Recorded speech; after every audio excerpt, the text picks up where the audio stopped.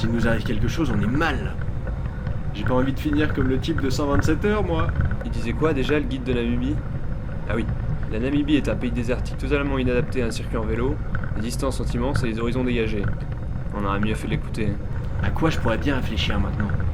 On passe tellement de temps sur ces vélos. Ah bah tiens, le temps. C'est bien ça, le temps. Comment définir le temps? Mais qu'est-ce qu'on fout là à vélo au milieu du désert? Bureau des rêves, bureau des rêves. C'est bien joli tout ça. Mais c'est quoi mon rêve d'ailleurs? Une bière bien fraîche. Et pourquoi pas un nouvel espéranto pour favoriser la communication entre les peuples? Ou une glace. Un gros magnum. Celui avec des petits éclats d'amande.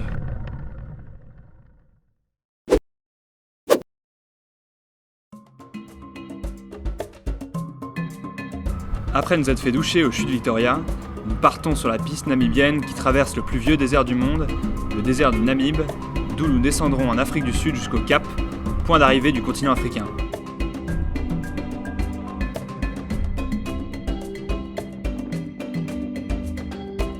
Notre premier défi en Namibie, parcourir 1500 km en stop afin de rejoindre Windhoek, point d'entrée du désert.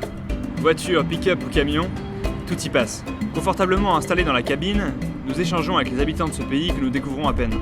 While if you come to look for house, a city, country, just to come ban from this African sun. Après 3 véhicules, 48 heures et une nuit dans une station-service, nous arrivons enfin à Windhoek, la capitale namibienne. Nous sommes accueillis par Nathalie et Alexander, qui nous introduisent auprès de notre prochaine rêveuse. En rencontrant de jeunes Africains, on était très surpris de voir que les premiers employeurs auxquels ils pensaient étaient le gouvernement et les NGO.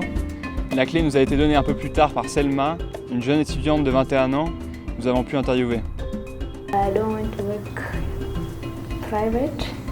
I want to work with government because our family is poor and there is no one there working at the government. And in Namibia, if you are not having someone there, you will not go anywhere. That's why I want to try my best to be the first one in our family working in the government so that I can help our family. From that, yes, I have a dream. Every time I'm talking that with my first salary, I just want to work and travel to see different places. I want to go out abroad. With my first salary, I have to go out. There is a lot I want to change. Especially changes. Everywhere you are going, every street, every house, everyone want to start up churches. And those churches is like business now. They are not spreading the word of God. Et c'est ici que l'aventure a commencé. Ou plutôt ici. On a tout cassé sur nos vélos. C'est sûrement le tronçon le plus éprouvant. On crève à peu près 3 à 4 fois par jour. Je sens qu'on va kiffer.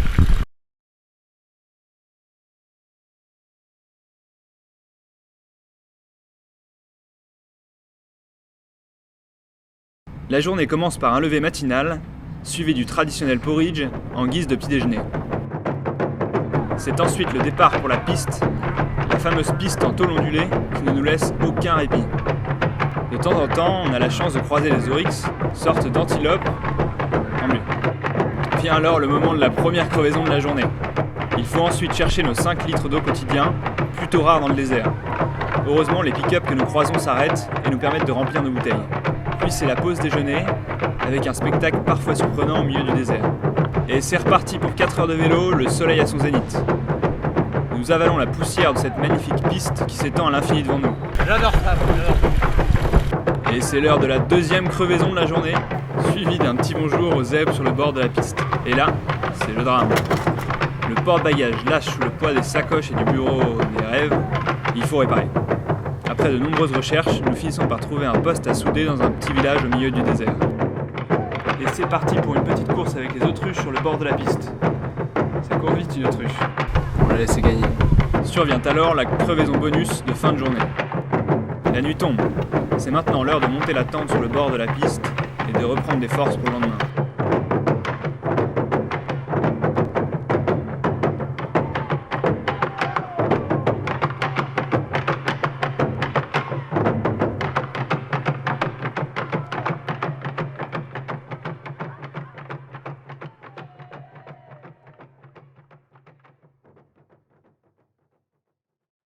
Pour notre première étape, nous découvrons le cadre enchanteur de Sesriem avec ses dunes et sa forêt pétrifiée.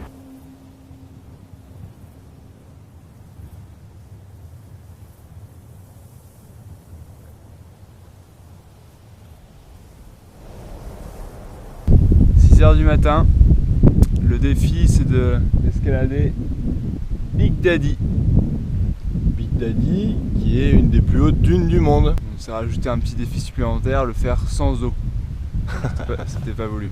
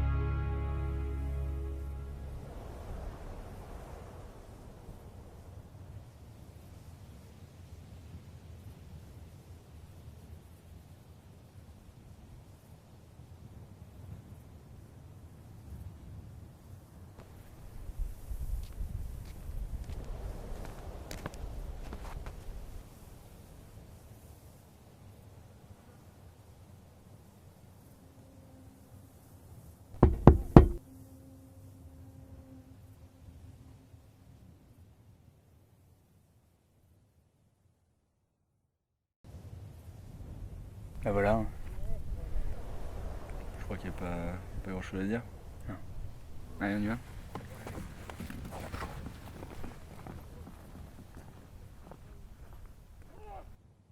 Nous poursuivons notre route sur la magnifique piste namibienne qui change de couleur au cours de notre avancée.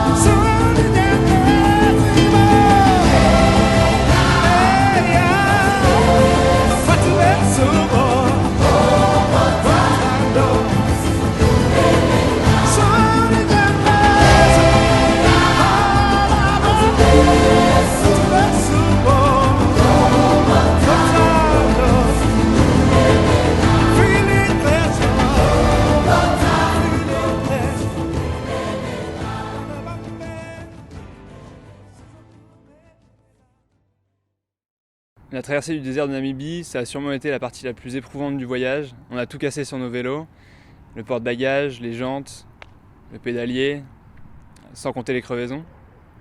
On s'est même demandé plusieurs fois si on n'avait pas abandonné l'aventure et continué en stop. Mais c'est certainement aussi une des régions les plus extraordinaires qu'on ait traversées avec le lac Baïkal et qui a été très riche en aventures. Nous poursuivons notre route et arrivons à Lüderitz, situé sur l'océan Atlantique. Nous aurons alors traversé toute l'Afrique d'est en ouest. Non loin de là, nous sommes logés chez Pete, passionné de mountain bike qui gère Kleinhaus Vista, une ferme sur laquelle se trouve un magnifique lodge. Il nous confie son rêve. My name is Pete from Kleinhaus Vista, Pete Swiegers. So me and my brother are busy in the tourism industry in Aus, and yeah, we are here we think it's a lovely place in the southwestern part of Namibia. We are on this property, on this farm since 1983, so yeah, more than 30 years. Well, the day that you say you're fulfilled, I think you're ready to die. The most important things in life for me at this stage in your life, you know, because it changes as you get older, is to have more free time with my wife, you know, she's with me in the business. We work a lot and free time to do a bit more activities that one like together. And yeah, and my parents are old, to spend some quality time with them also, you know, they're not going to be here forever. Après avoir remercié Pete pour son super accueil, nous repartons vers Colemanskop, un village fantôme fondé en 1908 par les colons allemands pour l'exploitation des diamants très nombreux dans la région. Nous parcourons alors les rues et les habitations envahies par le sable. Drôle d'impression.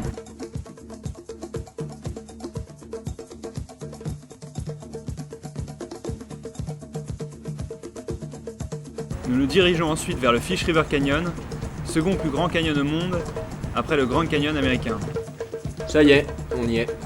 Le 14 avril 2015 marque notre passage à la deuxième moitié du voyage. Un des sujets qui intrigue et sur lequel on nous interroge régulièrement est notre relation avec Thibaut. Choisir de partager un tel périple, c'est choisir de vivre à deux pendant un an, 24 heures sur 24, 7 jours sur 7 ou presque. Chaque jour, il nous faut prendre quantité de décisions, si banales soient-elles. L'itinéraire à suivre, le budget, la nourriture, le temps dont on dispose, autant de sujets à traiter au quotidien. Alors il faut composer ensemble, user de diplomatie et le plus souvent trouver un compromis pour satisfaire les deux parties. En fin de compte, vivre à deux constitue le plus grand défi de cette année. Mais n'est-ce pas un des plus beaux apprentissages que le voyage peut nous apporter ? Ensemble, on est en train de réaliser un de nos rêves.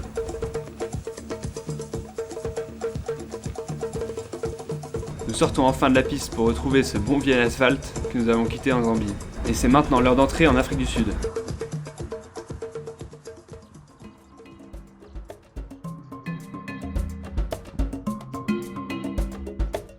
Non loin du Cap, nous découvrons Seida qui nous parle de l'importance de l'éducation et de sa vision de la famille. My dream is, because I'm not educated, that's a problem. Because my dad have no money for that time.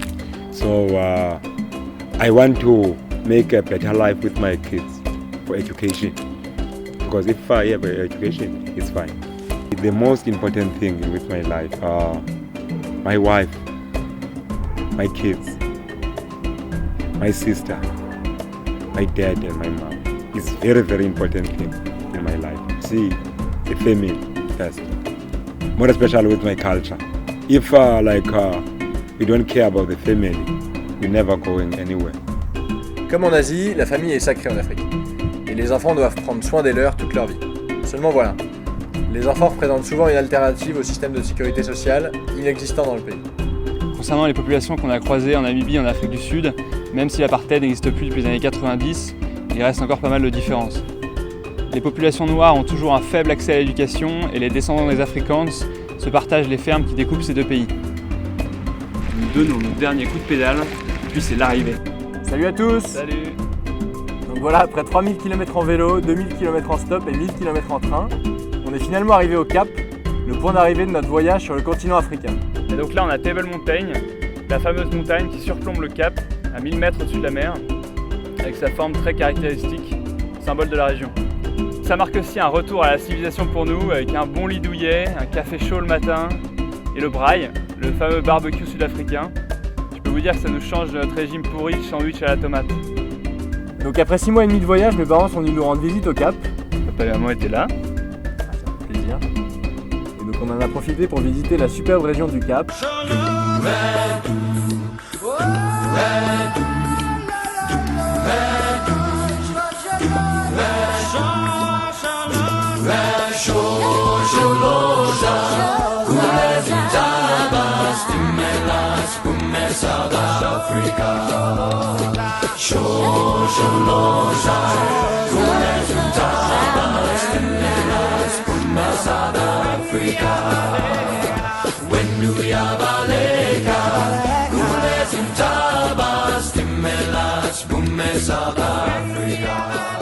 Et donc là on essaie désespérément de vendre nos vélos, pour ce qu'il en reste.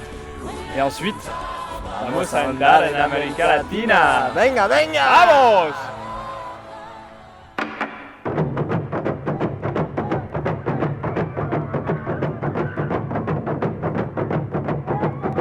On va aller demander leurs rêves à nos deux amis qui sont juste derrière moi. Et les deux petits pingouins. Suivez-moi.